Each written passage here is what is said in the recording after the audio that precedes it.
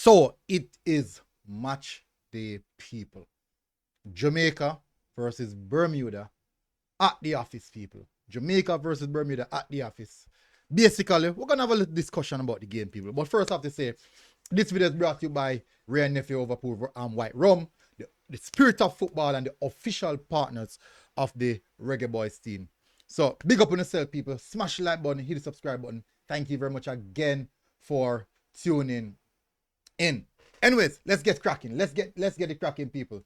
So, Jamaica face Bermuda today, and we should most definitely win this game. Not at first, I say we should win this game.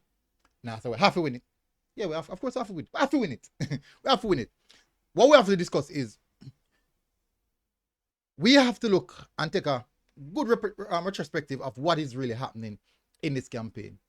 Basically, a very easy path paved out for us. Really paved out for us. And at this present moment, it seems like we are blunder.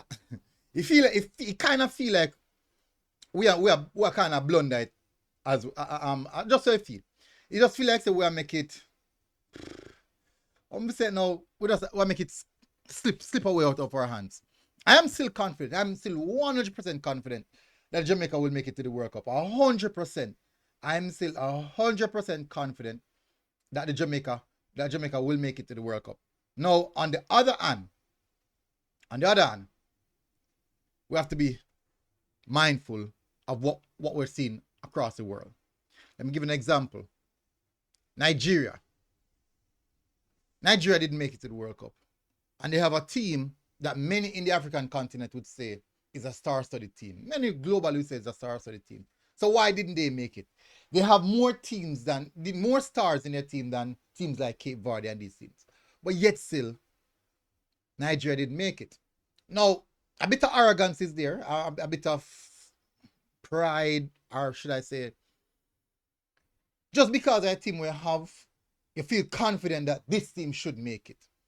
And I think that kind of resembles something similar to what the Reggae Boyz supporters are experiencing right now. Very similar. We have a big squad. Squad look good. Star-studded players, especially in the Concacaf region. Star-studded players for the region. Star-studded players for the group. So the expectation is that this team should 100% make it through. And when I check it out, you feel nervous. Reggae Boyz supporters feel nervous. We feel like something can go wrong, which is rightly so. But it's a way to look at football and say, not because your team look up a certain amount of qualities in it necessarily makes it a team. You could have a squad of 11 talented players, more talented than the opponent, but yet still on the day, that talent just didn't come to the forefront. On the day, that talent never showed up. And your opponents are less talented, but more operating like a unit, more operating like a team. And you'd realize that they are successful on the day. And you have to look and say, with all that talent that I have on the pitch, why did we lose to a team with less talent than us? Yes, talent winning the game now. Let me give you a perfect example. We play Curacao. You know, you'd expect us to beat Curacao.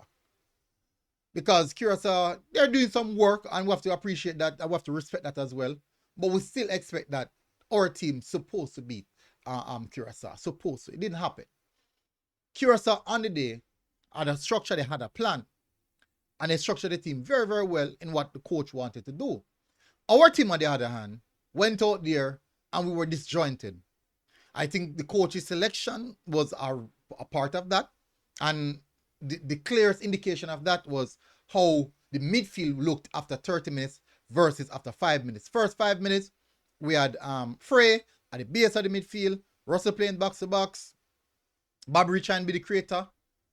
Then 30 minutes into the game, we had Bobby playing DM, Russell being the creator, and Frey the box to box. So that alone that's a clear indication of something went really wrong.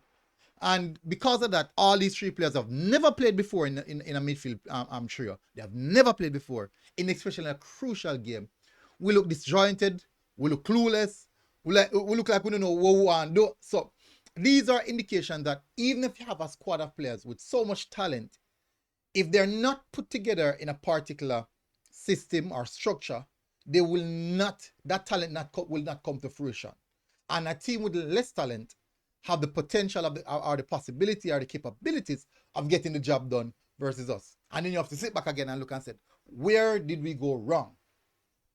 And I say again, that's solely down to how we structure, how we set up a team. That's where we went wrong. Because we never really set up a team to be successful. Not we, so I think the coach, that's the reason I'm consistently put that particular game, specifically that game, on the coach's behalf. That specific game.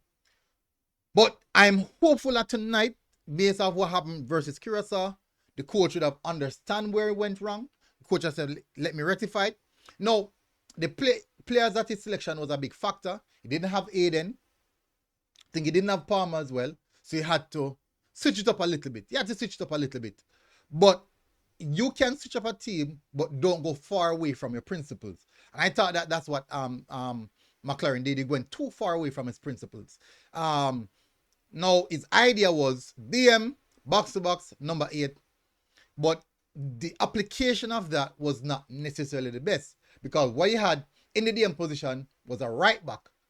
Then the box, the attack, the creative midfielder is not necessarily that creative midfielder. I don't think he's really a creative midfielder, which is Bob Reed. I think he's more of a winger. And John Russell as the box to box. And John Russell actually really does well and better, closer to the opponent's 18-yard box. He's really, really good there, even though he missed a chance in the last game. That's one of those games. So when you have him a little bit deeper now, you take away his better skill set. So basically now he's on the pitch, just running around, basically doing cardio, trying to get fit. So setting up your team is very crucial. As I said, the coach wants to implement something, and I think he just utilizes the wrong set of player for what he was trying to do. But now the other players will come in. So possibilities are for this evening. I think what we were likely to see is a midfield trio of Hayden, Russell, and Palmer. I think the coach might put that back to go back to his regular setup or structure that he's used to. And that would actually provide us a platform now to go and be a bit more successful in what we're trying to do, specifically this game. It's unfortunate that this is the game where happening. Huh? It's a bit unfortunate that this is the game where happening because we have enough quality to get over this team. Bermuda is not necessarily a strong team, but it's just very unfortunate that game versus Curacao was a game that we had to make such a drastic change. Anyways, for today, I'm hoping for a significantly better, much more improvement in what we're expecting to see, especially front line, putting away their chances.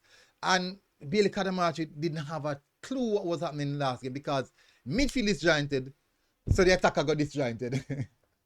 It was tough for him. It's really, really tough for him.